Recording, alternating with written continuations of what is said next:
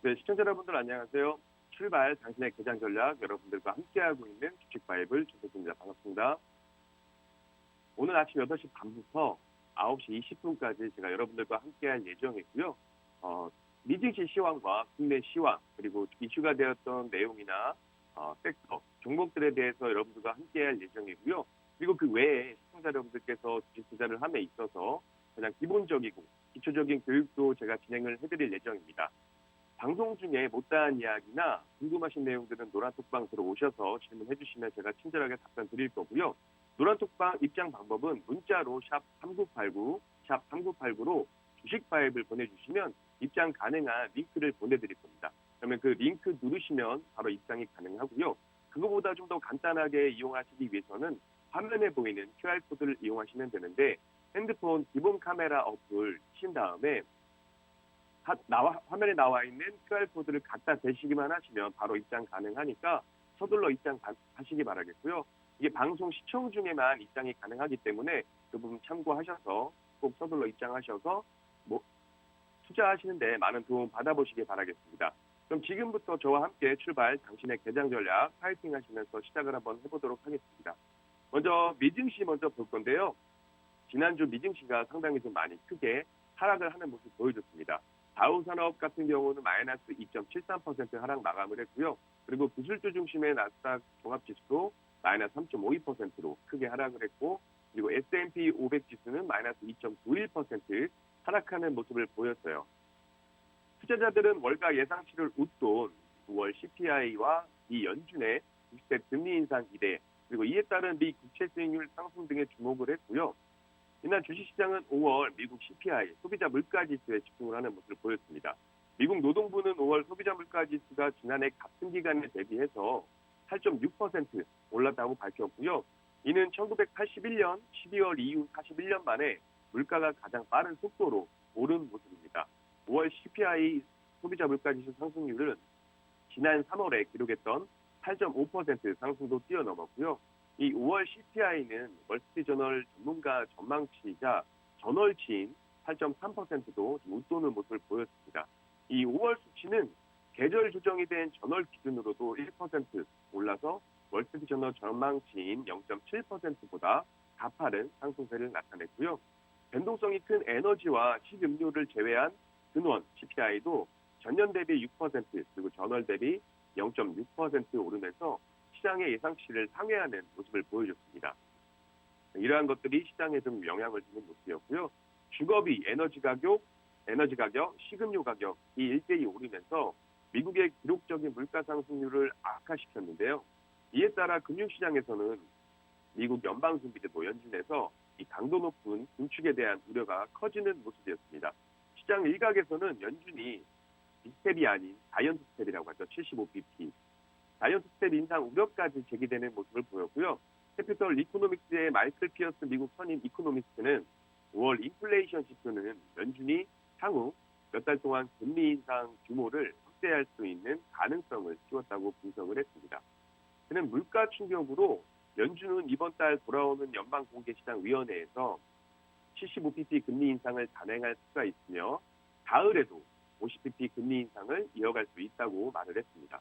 그동안 연준이 가을께 긴축의 강도를 완화할 수 있다는 기대감이 실리면서 반등을 좀 시도했던 주식시장이었는데 이날은 이 긴축 정책이 점점 강해질 것이라는 점에 무게를 실으면서 주가가 좀 하락하는 모습을 보였습니다.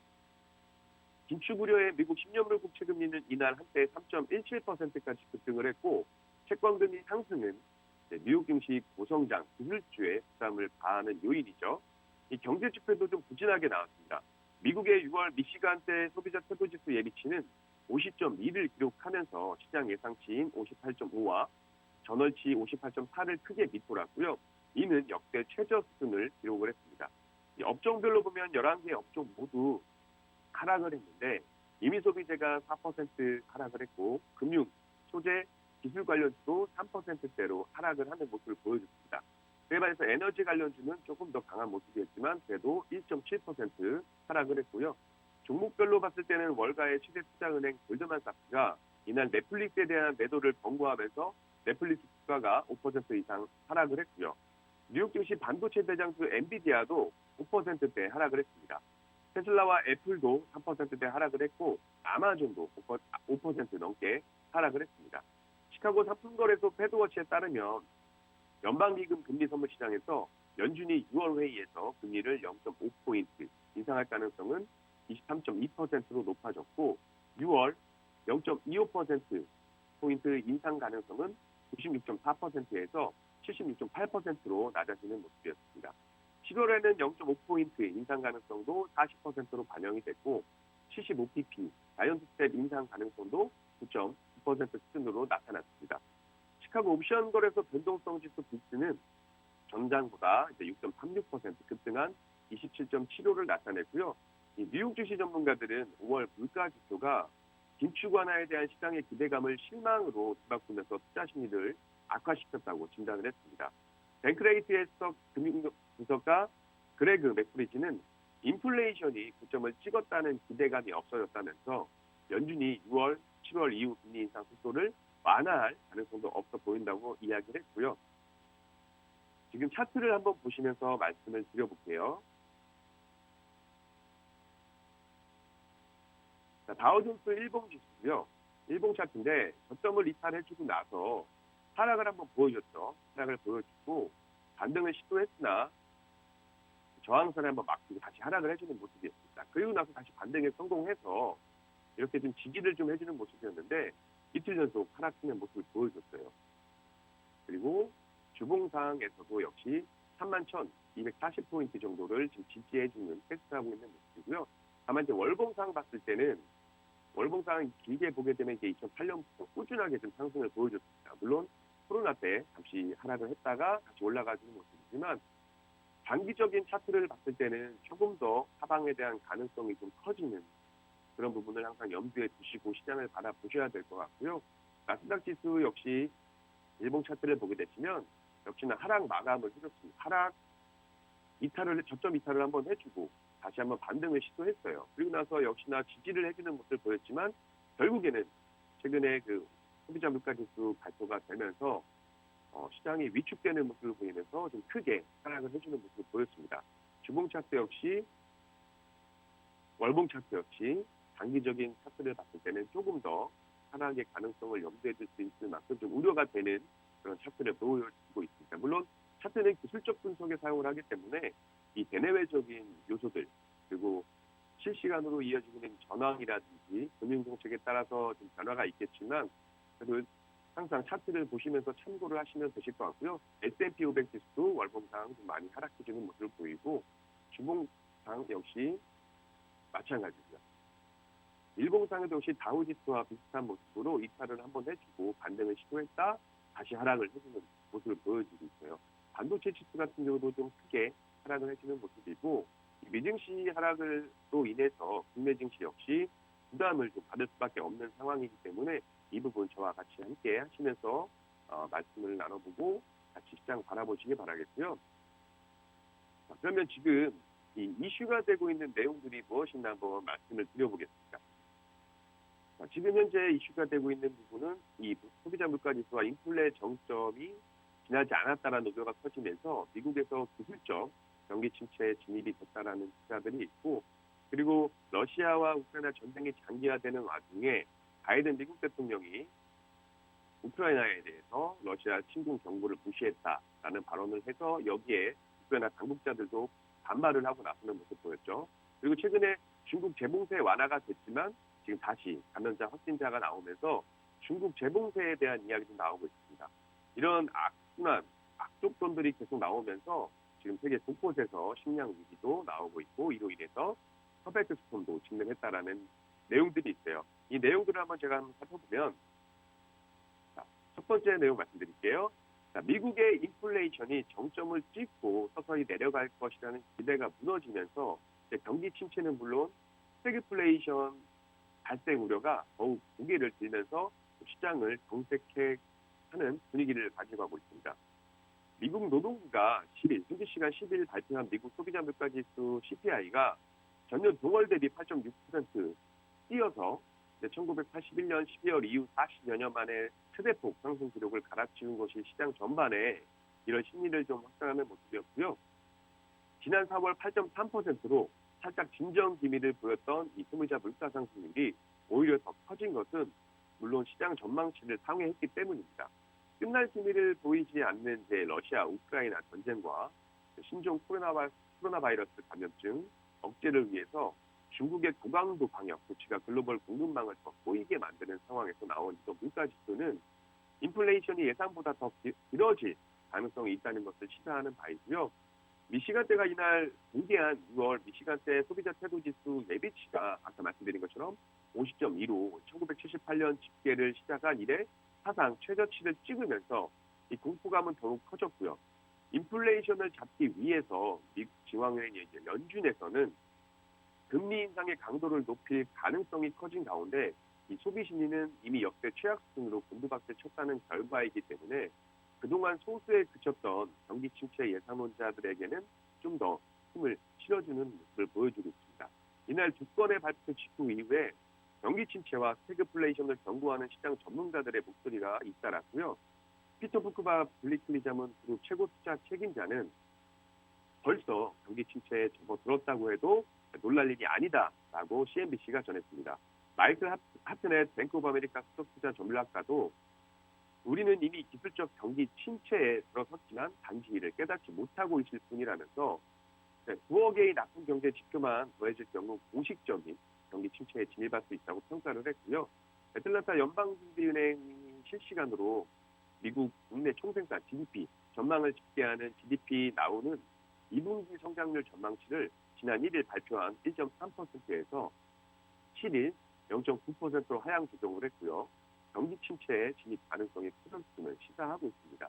통상 2개분기 연속 마이너스 성장을 경기 침체의 정의로 받아들이는데 지난 1분기 1.5% 감소한 미국의 GDP가 2분기에도 역성장할 경우 경기 침체가 동식할 수 있는 우려가 나오고 있고요.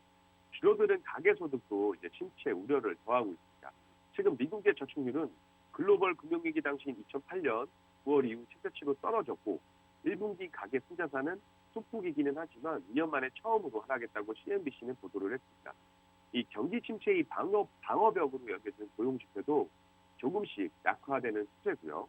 미국 노동부가 지난 3일 발표한 5월 비농업 일자리 수는 39만 개 증가해서 시장 전망치를 큰 폭으로 웃돌았으나 최근 13개월 사이 최소폭으로 증가를 했고요. 전날 발표된 지난주 신재 수업당 청구 건수는 22만 9천 건으로 지난 1월 이후 5개월 만에 최대치를 찍었습니다.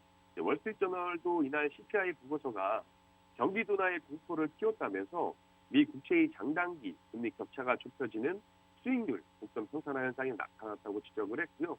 이 미국 국채 수익률 곡선 평산화는 경기 둔화의 전조로 해석이 되고 있습니다. 뱅크 오브 아메리카 분석가들은 이날 보고서에서 수익률 곡선 움직임은 연준이 단기적인 성장을 희생해서라도 인플레이션 억제를 위해 공격적으로 금리를 인상할 필요성을 보여준다면서 이는 우리의 스태그플레이션 시나리오와 일치한다고 밝혔습니다. 물론 금리 인상을 통해서 이런 인플레이션이 잡혔으면 좋겠지만 현재는 이 금리 인상을 통해서도 인플레이션이 잡히지 않을 수 있다라는 우려들이 계속 나오고 있고요. 그리고 여기에서 지금 전쟁 장기화도 있고 코로나19로 인해서 중국의 봉쇄로 인한 공급망 문제도 있겠지만 지금 국제유가도 굉장히 많이 오르고 있어요. 국제유가가 여전히 120달러 선 내외를 보이면서 고공행진을 하고 있고 이 오펙 플러스의 증산 소식에도 유가가 떨어지지 않고 있는 것인데 러시아 원유 부피 심리 등이 겹쳐 앞으로도 국제유가는 쉽게 떨어지지 않을 것으로 보이고 있습니다. 12일 인베스팅닷컴에 따르면 미국 서부 텍사스산 원유 WTI는 7월 선물 가격은 10일 오후 기준 배럴당 121달러 내외 가격에 거래가 됐고요. 영국 브렌트유 8월 선물 가격은 배럴당 122달러를 기록을 하는 모습을 보였습니다. 국제유가 사상 최고치는 2008년에 기록한 150달러인데 최근 이 같은 유가 상승의 원인에는 아까 말씀드린 것처럼 우크라이나, 러시아 전쟁으로 인한 지정학적 리스크와 공급 부족에 대한 우려가 뒤섞이면서 나오고 있는 거죠. WTI와 브렌트유는 올해 2월 러시아와 우크라이나 침공 이후에 30% 이상 급등하는 모습을 보여줬고요.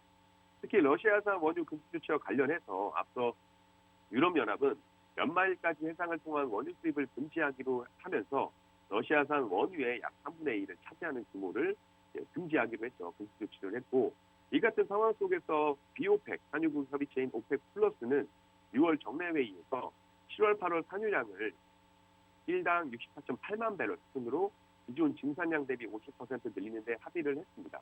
이 오펙 플러스를 주도하는 사우디아라비아는 그간 미국의 추가 증산 압박에 응하지 않았지만 최근에 미국과의 관계를 좀 개선하는 방향으로 노선을 틀었기 때문에 이 같은 결정을 내렸다는 해석이 나오고 있고요.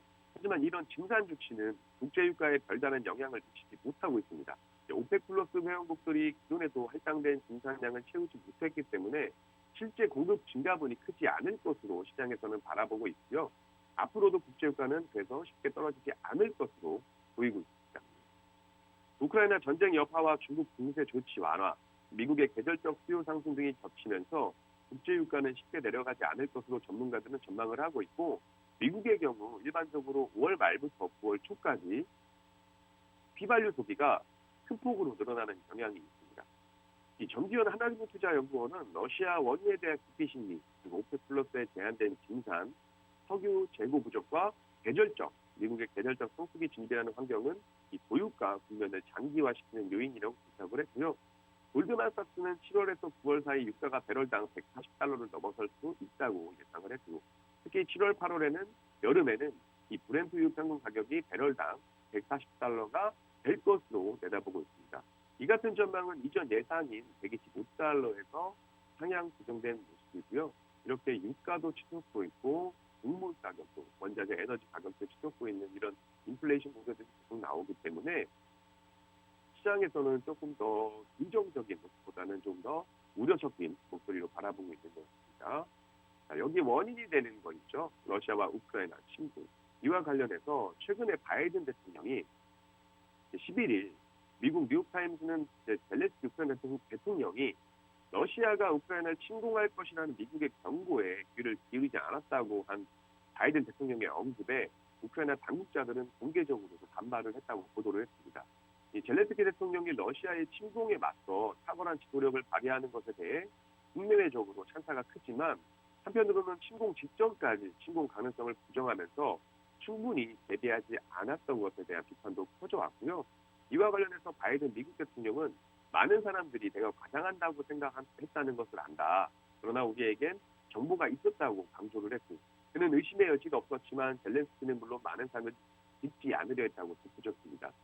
젤렌스키 대통령은 2월 말 러시아가 침공하기 직전까지 외교적 해결을 모색하는 입장을 분명히 함으로써 러시아에 대해 순진하라는 비난을 받았고요.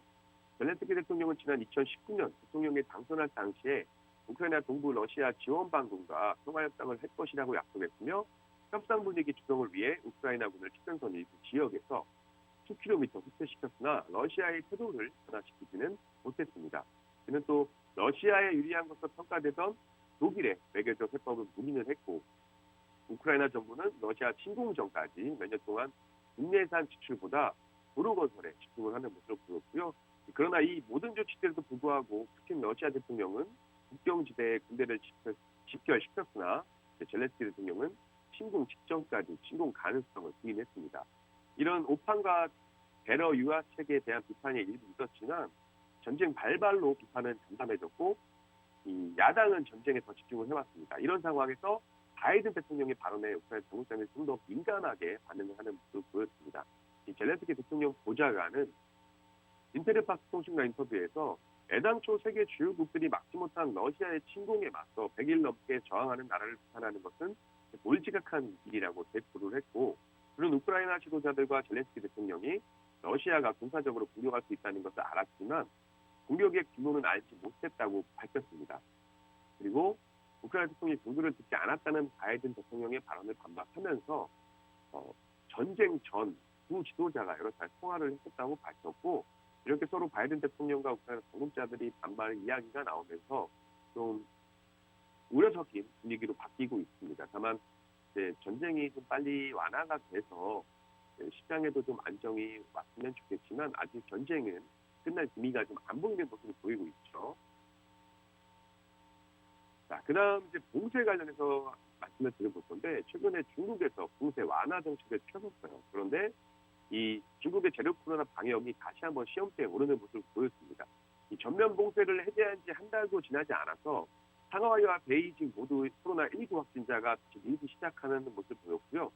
베이징의 경우에는 오늘 13일 예정됐던 초중고교의 등교도 전면 보류되고 연일 봉쇄된 주거단지가 늘어나면서 이 재봉쇄에 대한 우려가 좀 증폭되고 있는 모습입니다. 12일 베이징시에 따르면 전날 신규 감염자는 65명으로 집계가 됐고 하루 신규 감염자 수가 50명을 웃돈 것은 지난달 22일 이후에 19일 만에 있는 일입니다. 이번 재확산의 진앙지는 베이징의 최대 번화가 중 한 곳인 샤오양구 산리순의 한 클럽이고 전일 신규 감염자 역시 모두 이 클럽을 다녀간 사람들이었습니다. 지난 9일 이후 클럽에서만 115명의 감염자가 나왔고 현재 클럽발 감염자들의 거주지는 사실상 베이징 전역에 가까운 14개 구가 되고 있고 이미 베이징 전역으로 감염이 확산됐을 가능성도 높은 것도 이런 이유에서겠죠.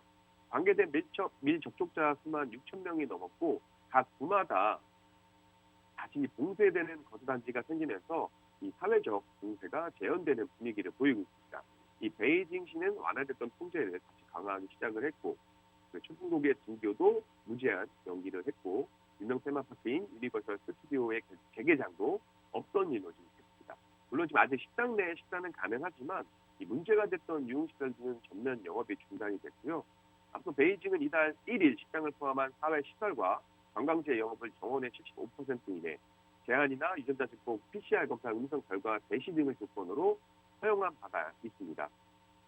이 베이징시 질병예방통제센터 루샤오펑 부주임은 이번 클럽발 감염은 여전히 숨겨진 확산 위험이 있음을 다시 한번 상기시킨다면서 식당이나 상점 등 종사자들은 자신들의 책임을 확실히 이해하고 이동 인원의 동태를 철저히 파악해야 한다고 경고를 했고요.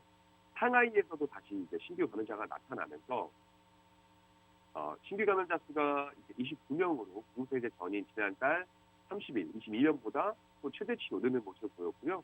격리구역 밖에서 감염자가 나오는 사회면 감염 인원은 모두 4명이 나왔습니다.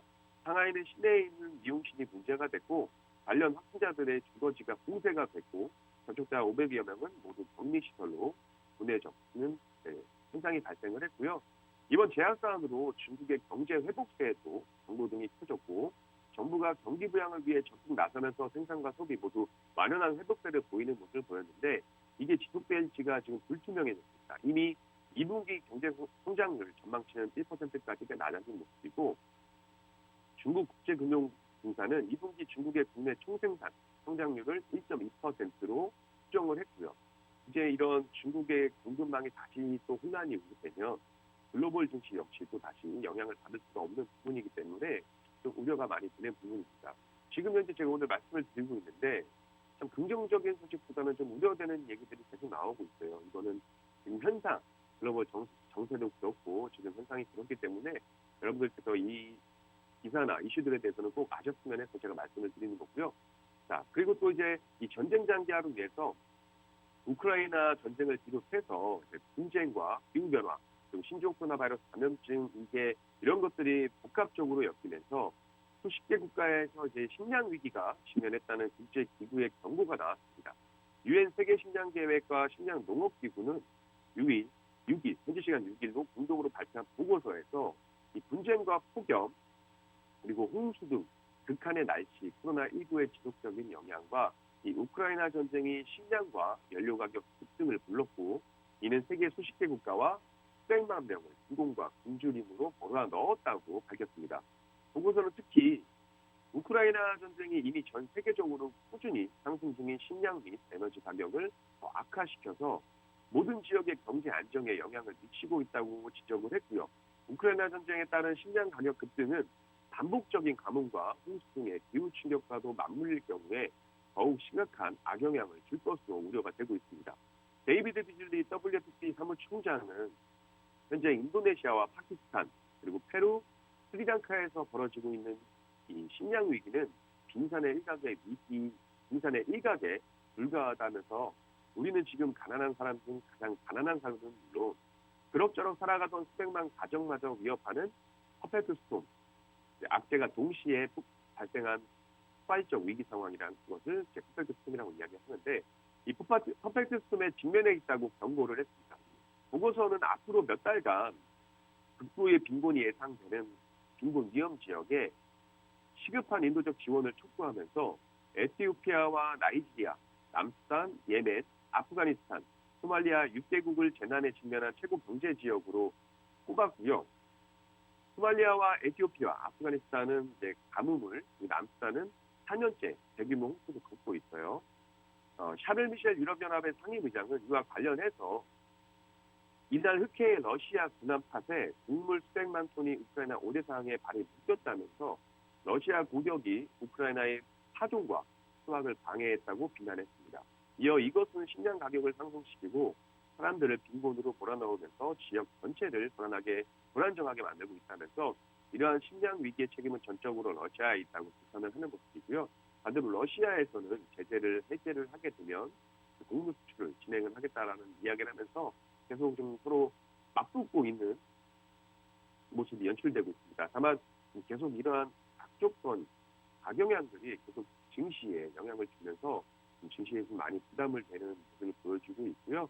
자, 제가 지금 미국 증시와 미국 이슈 중요한 내용들, 이슈가 되었던 내용들에 대해서 지금 여기까지 말씀을 드리고 잠시 쉬었다가 국내 증시에 대해서 다시 한번 말씀을 이어가도록 하겠습니다. 잠시 후에 뵙겠습니다.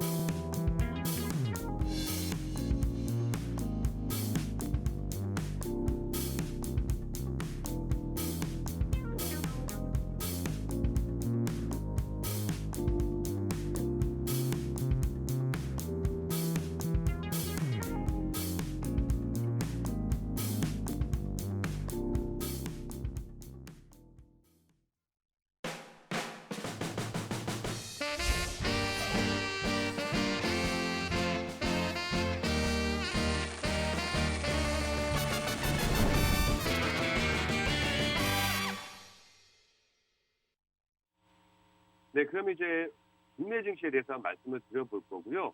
자, 국내 증시 한번 보게 되면 국내 증시는 이제 코스피 지수, 코스닥 지수가 이제 1% 넘게 하락을 하는 모습을 보였습니다. 이제 인플레이션 등 경제 상황에 대한 우려가 커지면서 미국 뉴욕 증시가 일제히 하락을 하면서 국내 투자 심리에도 영향을 미치는 모습을 보이고요.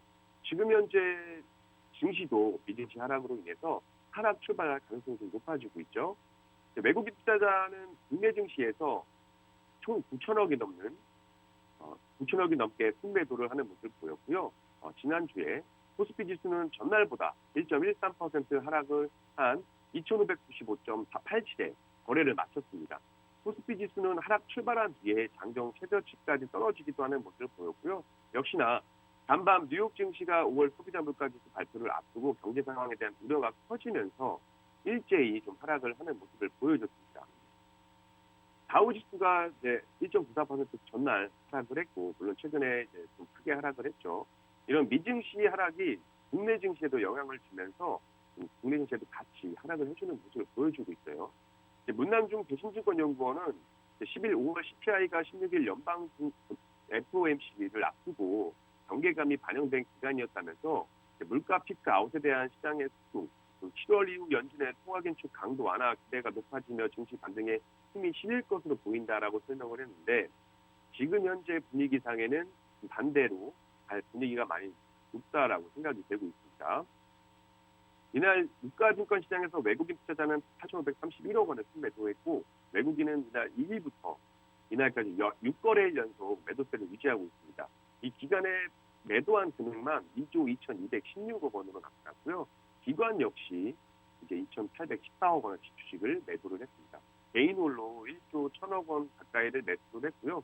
외국인 투자자는 삼성전자를 1조 원 넘게 순매도를 했고, 이어 카카오뱅크, 카카오페이, 크래프톤 등도 대거 정리를 하는 모습을 보여줬습니다. 기관 투자자는 코덱스 레버리지 ETF를 1,000억 원 넘게 순매도를 했고요. SK하이닉스, 삼성전자 등도 순매도 상위권에 이름을 올렸습니다. 외국인과 기관이 던진 매물은 개인이 고스란히 받아내는 모습을 보였고요. 이날 개인 투자자는 삼성전자를 1조 원어치 사들였고 이어 SK하이닉스, KB금융, 카카오 등도 순매수 상위권에 드는 모습을 보였습니다. 코스피 시가총액 상위 10개 종목 중에 6개가 하락 마감을 했고요.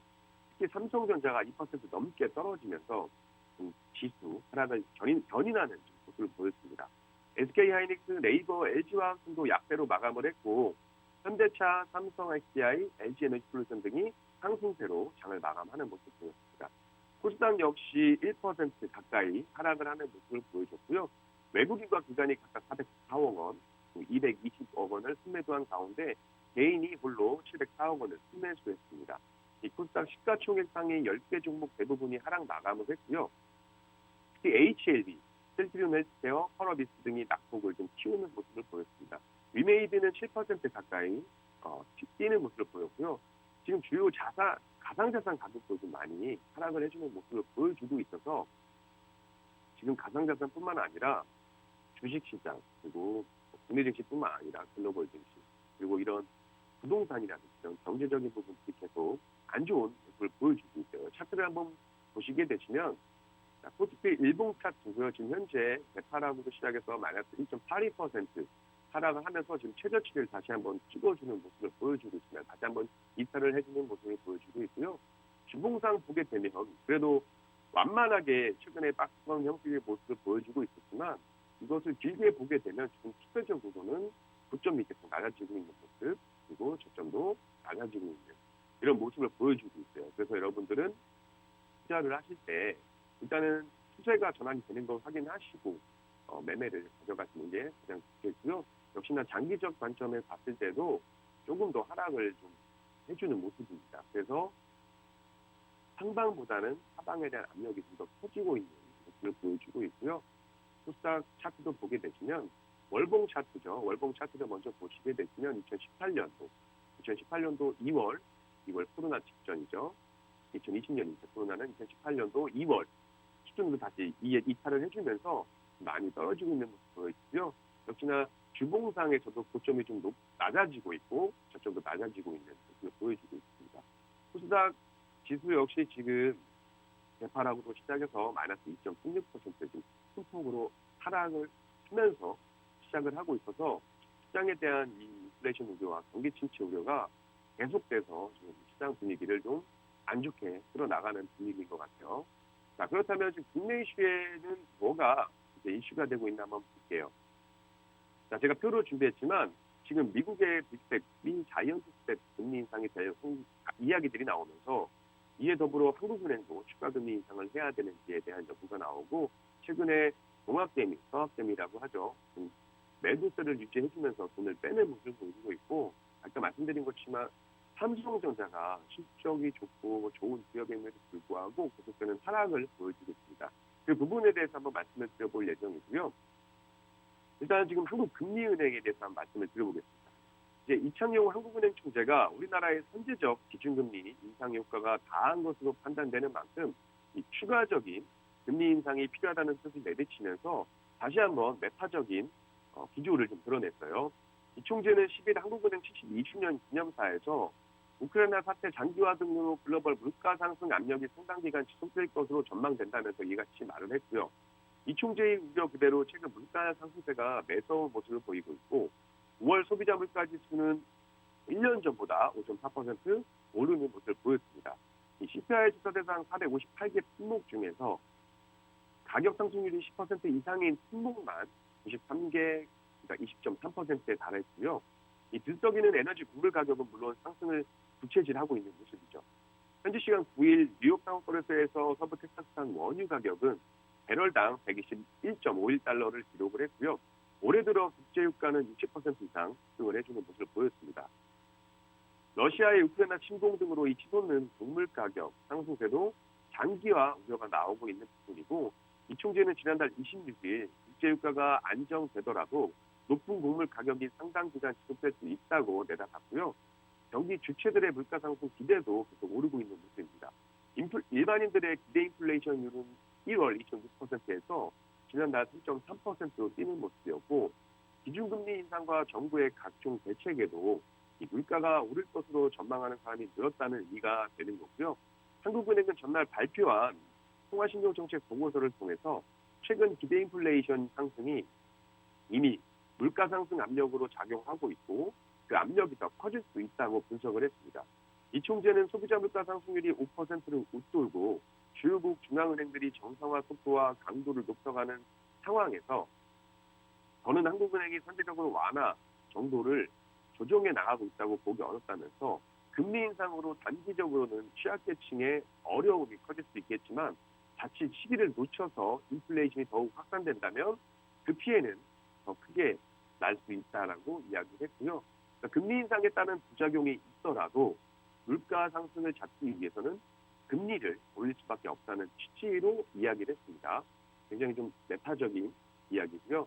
한국은행은 지난달에도 기준금리를 0.25% 올렸죠. 그래서 연 1.5%에서 연 1.75%로 올렸는데 시장의 관심은 이제 금리 인상 효과 횟수에 주목을 하고 있어요. 기준금리를 결정하는 한은금융통화위원회 회의가 올해 10월, 8월, 10월, 11월 이렇게 4차례 남은 상황이고 금융권에서는 한국은행이 이 중 적어도 3차례 회의에서 기준금리를 올릴 것으로 내다보고 있습니다. 이런 가운데 미국의 5월 CPI가 급등하면서 연준의 금리 인상에도 가속도가 붙을 것으로 예상이 되면서 한국은행의 금리 인상 부담도 더 커질 수밖에 없다라는 전망이고요. 현지 시간 12일 기준으로 미국 노동부 발표에 따르면 5월 CPI가 지난해 동월보다 8.6% 급등하는 모습을 보였잖아요. 그리고 전월 8.3%보다 0.3포인트 높은 것으로 월가의 예상치와도 웃도는 그런 모습을 보였고요. 전달 대비로는 1% 가까이 올랐습니다. 변동성이 큰 에너지 식품을 제외한 근원 소비자 물가 지수는 전년 동월보다 6% 오른 것으로 집계가 됐고 4월 상승률은 6.2%였고 월가 예상치는 5.9%였고요. 이것을 상회하는 지표들이 나왔고 이렇게 물가가 구공이진을 지속함에 따라서 연준은 이제 이번 주에 있을 14일, 15일 날 예정되어 있는 이 FOMC에서 추가 금리 인상을 단행할 것이라는 관측이 지금 나오고 있습니다.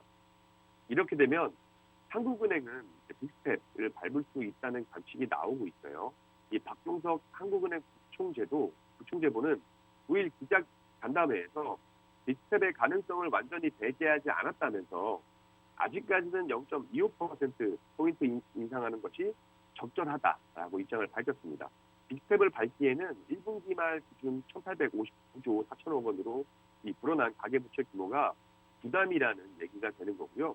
한국은행은 기준금리가 0.25%포인트 오를 때마다 차주 1인당 연 이자 부담이 16만 천 원 늘어날 것으로 분석을 하고 있습니다. 이 기준금리가 늘어날수록 빚을 져서 대출을 받거나 이런 분들이 이자 부담이 높아진다는 이야기겠죠.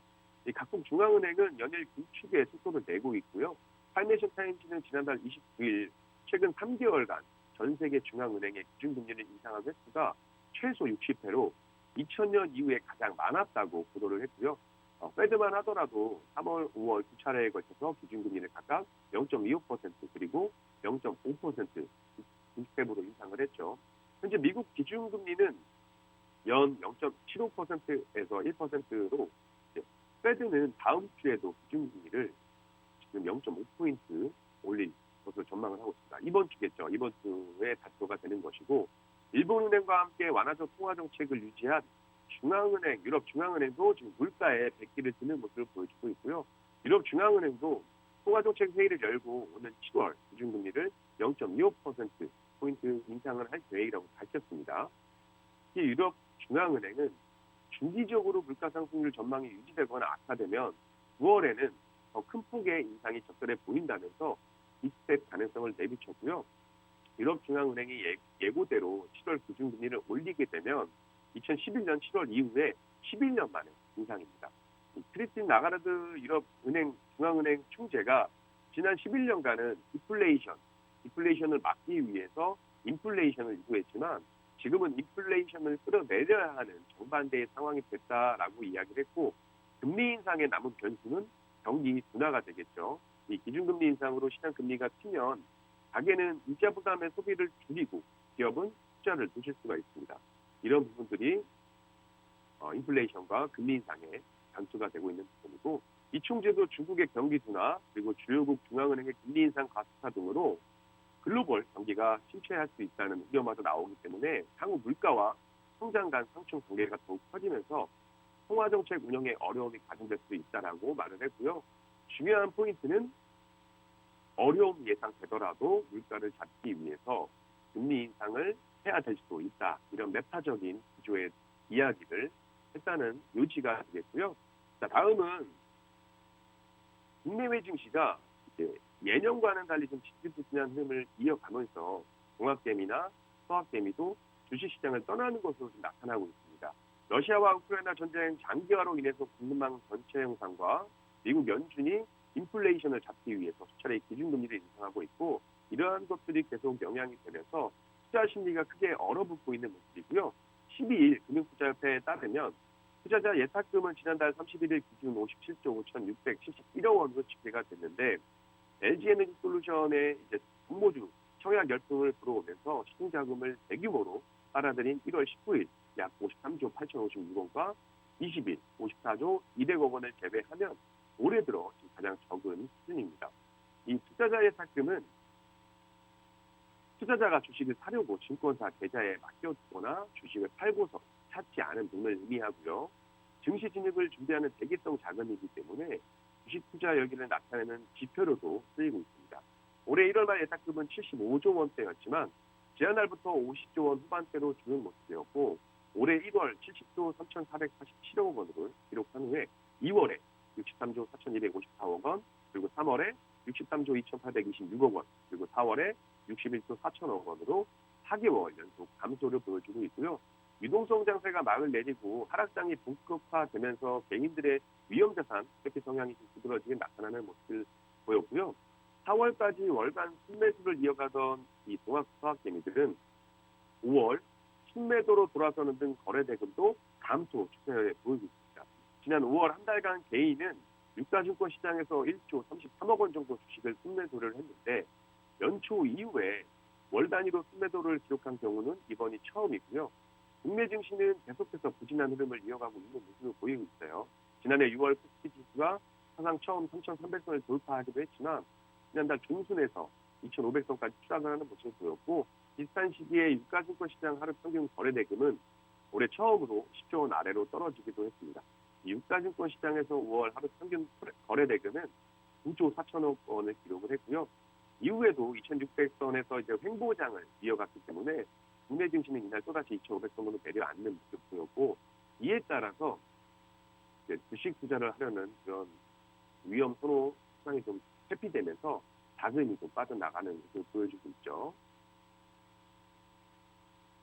자, 아까 말씀드렸던 것처럼 우리 주가가 하락을 하는데 보통 이제 상위 종목들, 그냥 우량주들이 많이 같이 하락을 하는 모습을 보여주고 있어요.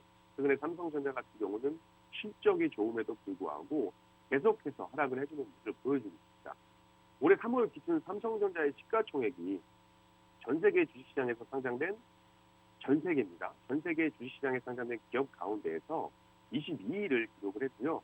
삼성전자는 최근 회계업체인 프라이스워터하우스쿠퍼스가 공개한 2022년 글로벌 시가총액 100대 기업에서 22위에 오르는 모습을 보였어요. 이 100대 기업은 미국 블룸버그의 데이터를 활용해서 올해 3월 말 시총 기준으로 상장 기업의 순위를 매긴 건데 삼성전자 같은 경우는 한국 기업 가운데 유일하게 100대 기업 명단에 포함이 됐고요. 그래서 삼성전자의 시총은 3,420억 달러로 지난해 3월 말 4,310억 달러보다 890억 달러, 약 21%가 감소를 했고 순위도 지난해 15위에서 7계단 하락을 하는 모습을 보여주고 있습니다. 최근 삼성전자 같은 경우는 52주 친저가를 재차 경신을 하면서 결국 6만 3천 원대까지 붕괴되는 모습을 보였고요. 실적은 견조한데 주가가 계속 하락을 해주는 모습을 보이고 있습니다. 여기에 전문가들은 환율 효과로 상반기 양호한 실적을 유지하고 있지만 이 거시경제 환경이 예상보다 더 악화가 되면서 펀더멘탈이 흔들리고 있다고 입을 모았고요. 실제 한동안 오름세를 보이던 삼성전자 연간 실적 추정치도 최근 1개월 새 꺾이는 모습을 보였습니다. 이 글로벌 진출 기조도 부각이 되면서 외국인들이 계속 매도를 하는 매도세를 붙이고 11일 한국거래소에 따르면 삼성전자는 지난 10일 전거래일보다 1,400원 하락한 63,800원을 기록을 했습니다. 지난 2020년 11월 13일 63,200원 이후에 약 1년 반 만에 가장 낮은 수준으로 내려온 것이고요. 개인은 이날도 6,970억 원을 사들이면서 저점 매수에 나선 반면에 외국인과 기관은 각각 5,920억 원 그리고 730억 원 동반 순매도하는 모습을 보여줬습니다. 삼성전자는 올 상반기 실적 호조를 이어오고 있지만 주가는 계속 내려막기를 걷고 있는 모습이죠. 1분기 영업이익은 전년 동기 대비 50.5% 증가한 14조 1,214억 원을 기록하면서 컨센서스를 뛰어넘었습니다. 전체 실적에서 가장 큰 비중을 차지하는 반도체가 8조 4,500원을 기록하면서 실적 상승을 이끌었는데 2분기에도 견조한 실적은 예상이 되고 있어요. 이날 FN 가이드에 따르면 삼성전자의 2분기 영업이익 컨센서스는 15조 2,823억 원으로 전년 동기 대비 21.61% 증가한 수준이고요. 3개월 전 컨센서스보다 2조 원 가까이 늘은 모습입니다. 하지만 최근 한 달 새 실적 눈높이가 낮아지고 있고 올해 삼성전자 연간 영업이익 컨센서스는 63조 504억 원이고 3개월 전보다도 6.7% 상향 진행됐지만 1개월 전보다는 0.7% 하향 조정되는 모습을 보이고 있어요. 이 매크로 확대가 장기화되면서 하반기 실적 불확실성이 커지고 있다는 평을 받고 있고요. 지금 기준금리 인상과 전쟁 장기화 그리고 코로나19로 인한 중국 공세 이런 것들이 계속 맞물리면서 글로벌 증시뿐 아니라 국내 증시 그리고 이에 따라 유가가 상승을 하고 그리고 환율도 다시 상승을 해주면서 외국인들이 국내 시장에서 좀 나가는 모습을 보여주고 있습니다. 이 반도체 반등 시점도 한 분기 늦춰질 가능성도 제기가 됐고요. 기업들의 서버 투자도 지연이 되면서 반도체 가격 반등이 4분기에서 4분기로 늦춰지고 연간 반도체 전망이 꺾이게 되는 것이라면서 모바일 TV 등 이 세트가 약한 상황에서 비롯된 반도체가 약해지고 있어서 펀더멘탈이 흔들리는 상황이라고 이야기를 했습니다. 자, 이 지금 현재 글로벌 반도체 기업들이 경기 둔화 후에 치명이고 있는 모습을 보이고 있어요. 지난 8일 인텔 최고 재무 책임자는 매크로 환경이 예상보다 악화되고 있다면서 고객들이 재고 수준을 펴 칩 수요에 부정적인 영향을 주고 있다라고 주장을 하고 있습니다. 이렇게 지금 글로벌적으로 안 좋은 이야기들이 계속 나오고 있으면서 중국 증시 그리고 아시아 증시, 일본 증시 그리고 국내 증시뿐 아니라 미국 증시까지 좀 영향을 많이 받는 모습이에요. 제가 여러분들과 지금 준비한 내용이 더 많이 있는데 좀 시간 관계상 이야기를 다 못 해드릴 것 같아가지고 일단 이슈에 대해서는 제가 여기까지 말씀을 드리도록 하겠습니다. 여기까지 말씀을 드리고 지금 현재 시황을 잠깐만 한번 볼게요. 지금 시황을 한번 보게 되면 지금 시가총액 상위 같은 경우는 코스피 같은 경우는 모든 지금 상위 종목들이 좀 많이 하락을 해주는 모습을 보이고 있고 코스닥도 역시 하락을 해주는 모습을 보이고 있습니다. 여러분들 오늘 주식시장 많이 어려울 거예요. 어려움에도 불구하고 여러분들 오늘 성투하시길 바라겠고 행복한 월요일 보내시길 바라겠습니다. 저는 여기까지 말씀을 드리고 인사를 드리도록 하겠습니다. 지금까지 주식바이블 전태기였습니다. 감사합니다.